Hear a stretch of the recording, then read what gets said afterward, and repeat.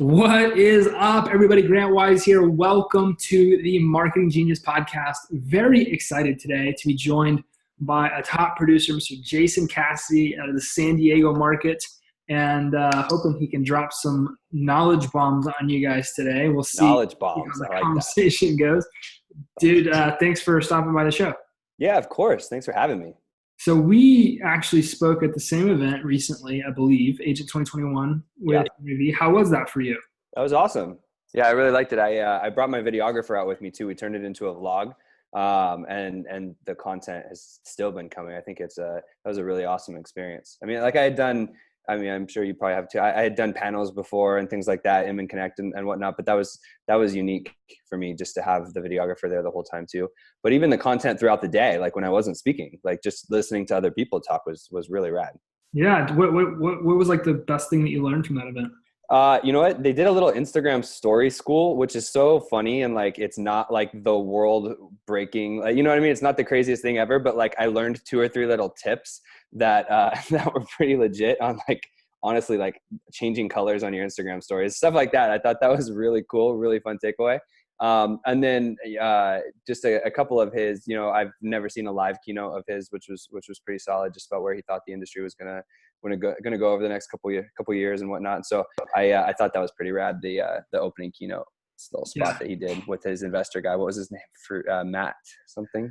Yeah. Yeah, I I don't forgot. remember his name enough. It would. I mean, he was really good too. But obviously, seeing Gary talk was pretty rad. I think that was the fourth or fifth time I've seen Gary speak. I've seen him speak at a few places. And then I went to Vegas, not Vegas, but I went to New York to his office. And so we actually That's awesome. went through the 4Ds. The 4Ds, right? Yeah. Yeah. And we went through that and got to, I think there's actually a story that's still out there, or probably not still out there, but there was some B-roll. I was sitting right next to him, got to have a good conversation with him. That's awesome. I brought like $2,000 worth of gifts whenever I went to see him. Yeah. And I was thankfully the only one, but I gave him a bunch of swag. I gave him one of his favorite baseball cards. I bought his wife and daughter something, and I bought his son a Aaron Judge jersey. So I got a little bit of extra time with him, which was cool. That's rad. Yeah. So give us the scoop, man. Who's Jason Cassity? How did you get to where you are today? Yeah, man. Honestly, I've been in the business 6 years. I guess this would be my 7th year. I work in downtown San Diego. I have a team of 7. We work at Compass. I had worked at an indie brokerage for my first 5 years before we joined Compass in August of last year. And yeah, I'm just trying to make my way in this world. I'm a big, follower of Gary Vee. A lot of, just putting out content is kind of the core of what we do every day. Even just sitting down and doing podcasts all the time to make sure we have stuff to share to our, to not only our client base, but also other agents. I'm in no way a coach or anything like that. I don't want to ever necessarily be thought of per se like that. I'm here to sell houses. I have a team of 7, so we're staying busy. But I remember what it was like, consuming content in my first couple of years. So I always try to, give back a little bit. And I always, even on my Instagram stories and stuff, I'm always sharing tips, whatever, successful stuff that we're doing here in the office and putting it out to the world. So yeah, that's about it. That's the core of it all. And you're San Diego Real Estate Association 40 under 40, right? Yeah, so that was last year at BICAM. That was last year's Circle of Excellence Award. So for the 3rd or 4th year in a row, we got the Circle of Excellence Award, which is like top 3% or 5% of the county.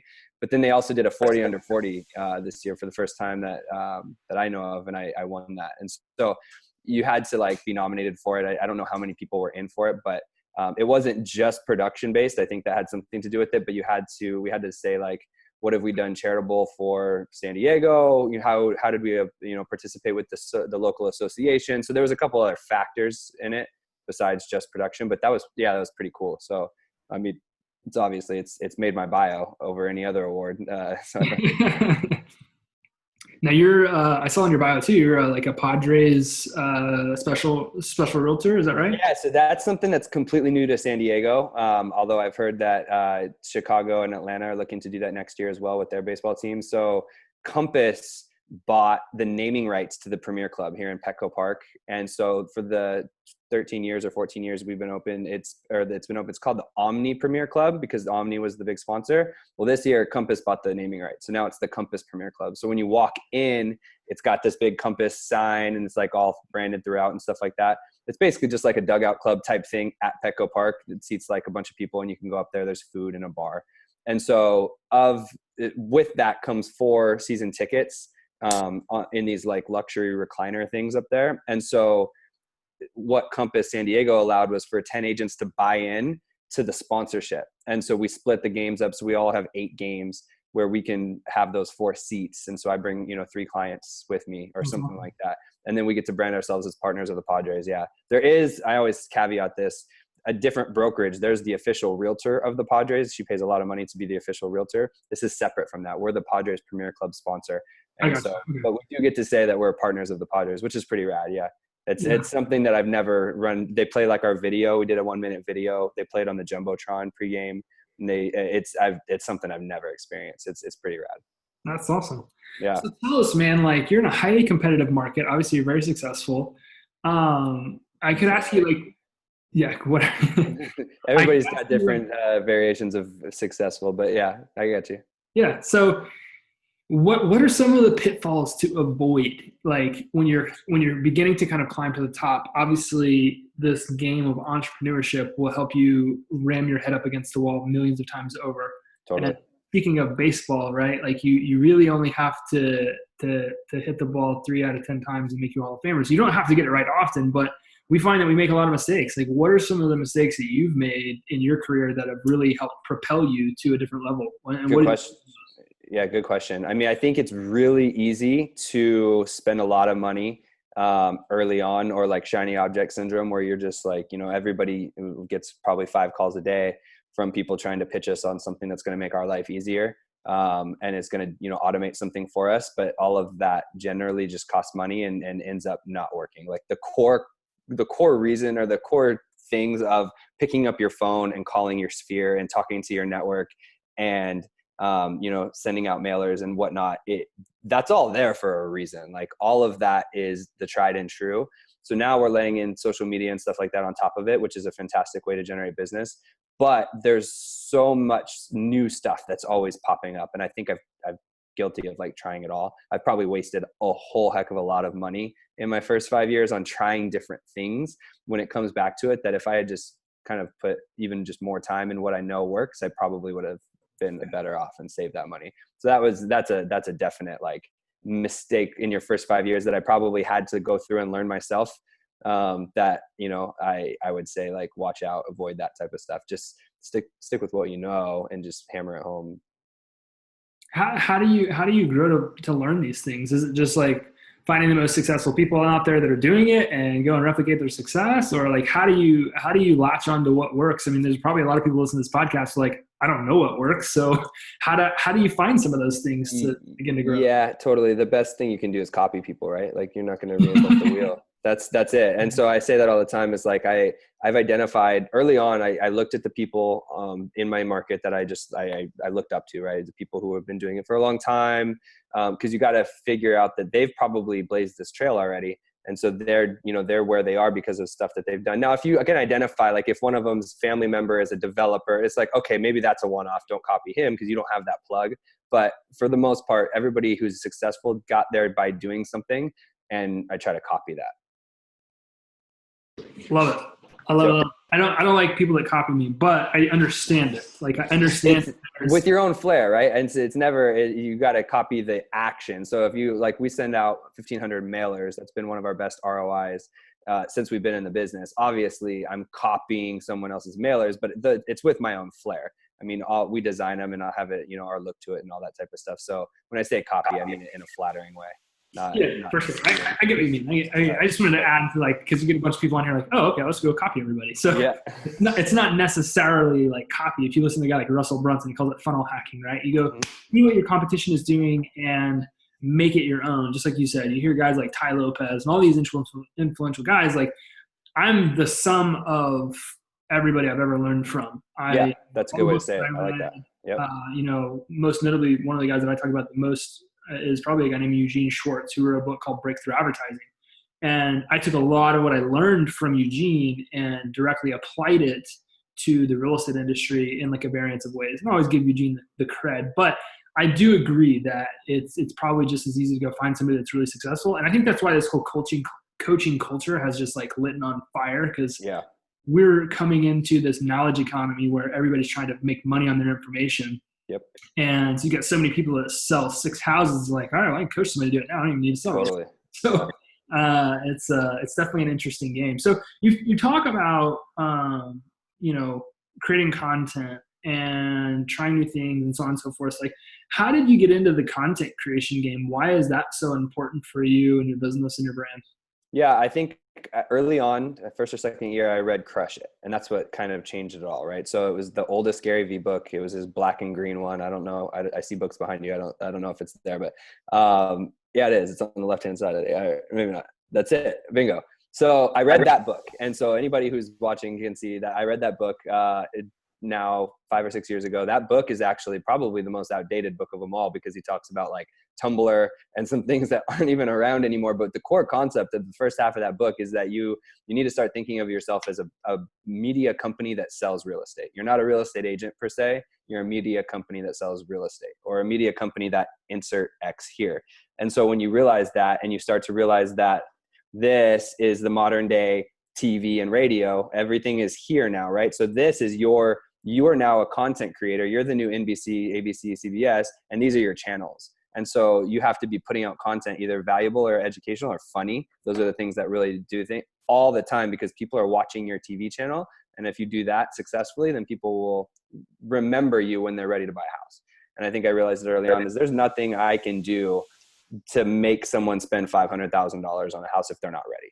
But I can be top of mind so that when they're ready, they'll think of me to help them buy their house or sell their house. This is a great thing that you just said. And it's something we talk about all the time. It's something I got from Eugene Schwartz. Like, you can spend all the money in the world to try to advertise your business to people that don't have a desire or need for your product or service, and you're just going to go broke. Like, you're not going to do really well. You're going to go broke. And we talk about how home buyers and home sellers, they come into what I call the home phase of awareness, which is where they really kind of go through some type of life event that makes them aware that they want to buy a home, or they want to sell a home, or they have to buy a home, or they have to sell a home. And it's only then that kind of reticular activation kicks in, and people actually know that they need you. And that's when your brand matters. Like, that's when the rubber hits the road, and being omnipresent will totally transform you. And today, you get to create so much content. You basically get to build relationships with people on autopilot. The way that video works and the psychology behind it, you're getting to like mass produce relationships that we just never could do that. And so that when you go out and you create content, it's really allowing you to tell your story in a way that's going to help you build a relationship. And when you're in the relationship business, it's all it is. So when you first got started creating content, did you go out and you try to like put content out everywhere? Or like, what was your strategy coming into that? Yeah, initially, like, I didn't necessarily know the distribution of it all. Like, I learned as I went. So I was obviously putting stuff out on Facebook or whatever, Instagram, because I had control over that medium. And so, but early on too, I realized that Inman and Housing Wire and all these kind of like upstart things, that I wanted to be there too. I wanted to be seen as like a knowledgeable influencer. So I started writing for Inman and whatnot. But then for the most part, it was done through social media. I did write a blog. I used to blog a lot when I was working for my first company. Not my first, but it was my first indie brokerage. We used to blog a lot there. And so I got into the flow of writing, doing the typing stuff every week and writing local blogs and stuff like that. And then now, as I've gone and developed, a little bit higher, in my career or whatnot, now I've started to take it to video. And so I do, aerial drone listing videos, lifestyle videos, vlogs, stuff like that. It's a little bit cooler than blogging. Not to say that there's not a space for that. I still do write blogs. I just wrote one a couple weeks ago. Instead of posting it on my website, now I post it on LinkedIn or something. So the medium changes, but that's all. I always felt like I needed to stay top of mind in front of my sphere, and then by producing valuable or educational or funny content. So what do you feel like you get the most engagement out of? Do you feel like, people like cracking up with you laughing, or do you feel like Yeah. what do you feel like jives the most with your people? You know what's funny is that over the last 2 years, and it wasn't intentional at first, but now it's extremely intentional. I get a ton of agent engagement. So initially that wasn't the case. That was never a thought of mine 3 years ago. And so, or 5 years ago or whatever, when I started, I was always putting out content like, what is an earnest money deposit? And then I even started shooting video called Ask a Realtor. It was a complete ripoff of Ask Gary Vee. And so I even did like on this episode, and I would say, what is a VA loan? And I would do educational content, but it was more aimed at my sphere. And then about 2 years ago, it started to shift a little bit because I started documenting more of like what I did on a daily. So I was like, Instagram stories probably is actually what did it, is because I could just raw, almost like mini vlog on Instagram stories. And I had agents say, hey, who designs that farm for you? Or, hey, well, who does that landing page? Because I was kind of showing off. I intended to show off to my sphere and to my clients to show them that I was working kind of, but then I noticed that agents started picking up and asking questions of stuff that I was doing. So then I started putting out a little bit more agent centric content. And now that's when I got a ton of followers, but they're all from the agent world. And so it's a lot of people following, but what I didn't foresee is the intangible, like, pro of all this is I've gotten a lot of agent referrals over the last 2 Build years. a big referral network. Yeah. 100%. And then, so this year, 2019, I actually started intentionally doing it and reaching out to people. So anybody that follows me, I hit them with a quick reply. That's like, sorry, we're grabbing some open house signs behind. That's all right. I hit them with a quick reply. That's like, hey, thanks so much for following me. If you ever need anything from me, please feel free to shoot me a message. Let me know, something along those lines where it's like, I can just reach back out, and then I create these agent friendships. It's real. It's not like it's not automated. I don't automate the DMs. I actually send it myself, but I just use the quick reply feature on Instagram. I don't know if you know about that, where you can like create a shortcut. So Yeah. like I'll hit like LLL and it'll preload this message, so it just saves me the time of typing it. It's still me, but I can then say, hey, what's up, Mark in Boise? Like, cool, like baseball thing that you have, I'll actually engage. And I'm creating these agent friendships that then when they have someone moving to San Diego, they think of me. And so we've actually gotten 6 referrals this year from Instagram from other agents. So it's just like this whole new line that I had never really thought about when I started creating content. But now I feel like I almost exclusively create content for agents. It's like 50-50 maybe, but because my sphere gets a kick out of it too a lot, like especially the vlogs and stuff like that. Like I'm showing something behind the scenes at my office that agents will like, but then I'm also showing a sick house that my clients like. So it's like, it's turned into like a 50-50 thing. Now, there's a lot of people that are going to be struggling with this, because a lot of people are going to listen to this like, okay, I hear what you're saying, Jason, and I hear what everybody else in the market is saying, but I'm busy. Like, I have stuff to do. I got to work. I got to do this. I got to do that. When were you able to make that shift up here? Because I'm sure you probably went through this, where you were like, okay, everybody right now is thinking, well, I'm a realtor. I got a work contract to close, and I got to go do this, and I got to show houses, and I got to do this, and I got to do this. How was it for you where you made that shift? Like, no, my job is creating content every day, and the content's going to take care of everything else. What was that process like for you? It's morphed over the past few years, obviously. And again, I mean, I'm not the top producer in San Diego, but I'm personally going to do 30 deals here this year. I have a team of 7. We're going to do, 60 plus deals, whatever that might be. A couple of them are new, so they'll be lower, but, I'm busy too. So like it's that you have to shift the way you think about it, as it's not that social media is busy work. That's literally your job. And so now you also have a job to prospect and call your people or whatever. You got to get really good at just time blocking out each thing. And then I always say, like, especially on the social media side, it doesn't take that much time. Like to reach out to your, 10 new followers that you got today or whatever that number is. It's not that time consuming.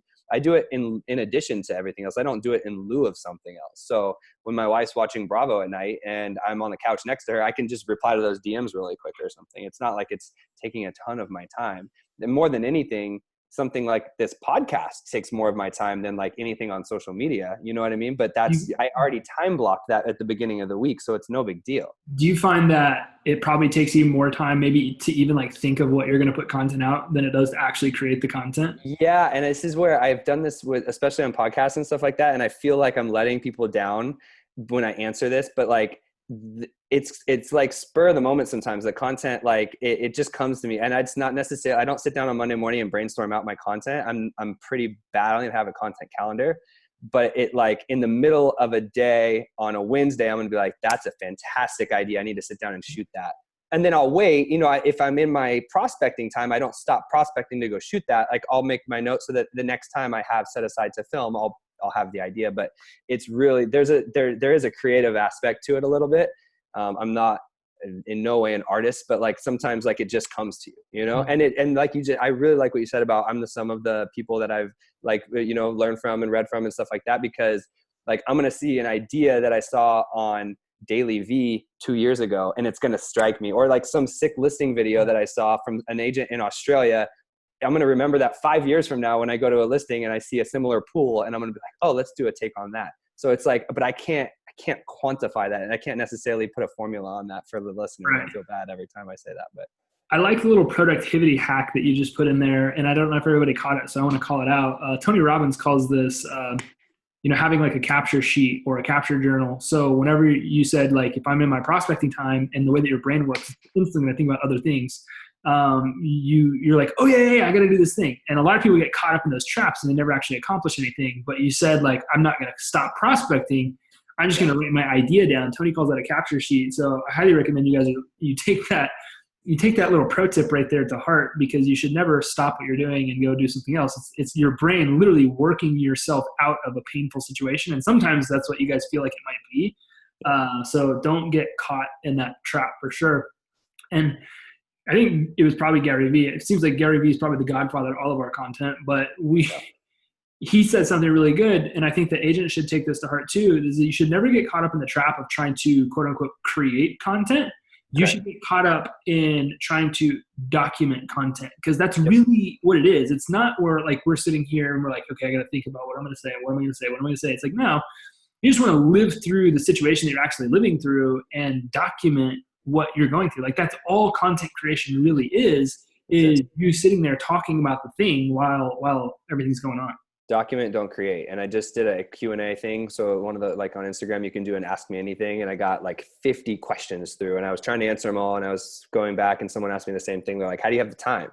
And I was like, it's really easy to come up with the time when you're not creating. If, I said it would take me forever to sit down and think about all these things, but if you document, don't create. So if you're just documenting what you do on the daily, that's enough content right there. Now you like to take care of like 90% of your content needs. Absolutely. Could not agree more. Dude, we got a ton of good stuff here today. I really appreciate you stopping by. I know you're a busy guy. No. That was awesome, man. I like rapping with you. Yeah. If somebody was watching this, like, I got to follow this Jason Cassity guy, like, what's the best way for them to connect with you? Yeah, they follow me on Instagram. It's probably the best way to connect with me. That's me in the DMs. I mean, there's a lot of followers and stuff like that, but literally I don't have someone else run it. I am a big believer in, like, delegating out. So I think we mentioned that too, when you're time blocking and you have delegation. So when it comes to, like, putting together the farm and stuff, I do have help. I have an assistant that helps do that type of stuff. But follow me on Instagram. That's the best way. Instagram, my name, Jason_Cassity, Cassity. And that's the best way to reach out to me. You can always email me, jason.cassity@compass.com too. But, I think Instagram is always the best way if you want to find out about who I am and stuff like that, and follow along with the stuff that we do. Yeah. Or they could come copy you, like, just go to Instagram and copy you, right? That's That's it. Do it. That's fine. I always said that too. Like, people, so another thing that came, like, by putting out a lot of agent centric content, I remember, one of my mentors or first brokers, he was like, why do you put out all your secrets? Like, why do you put all that out to the world so that other agents here in San Diego can do that? And I said, I mean, they're not going to do it though. That's the difference. It's like 90% of them will never do it. And then the 10% that actually do it, the thing is when you're following someone, once I zig, they won't know, you know what I mean? Like, when it comes time to zag, they won't know. So, like, they might copy me for 5 minutes, but then I'm going to come up with another idea and they're not going to know what to do. So I don't care. Like, go for it. Like, copy. Yeah. I hope you do. That'd be awesome. If real estate agents put out better content, that would be great. It would be better for all of us if they do. Better for all of us. Yeah. Dude, I love it. Thank you again so much. I appreciate it. Guys, we'll make sure that we link up all of his social profiles in the show notes. That way you can connect with them really easily if you want to. Thank you guys again for tuning into the show. I appreciate you so much. Continue to check us out at marketinggenius.tv. Make sure you rate us on iTunes, Google Play. We will see you guys on the next episode. Peace. Thanks, man.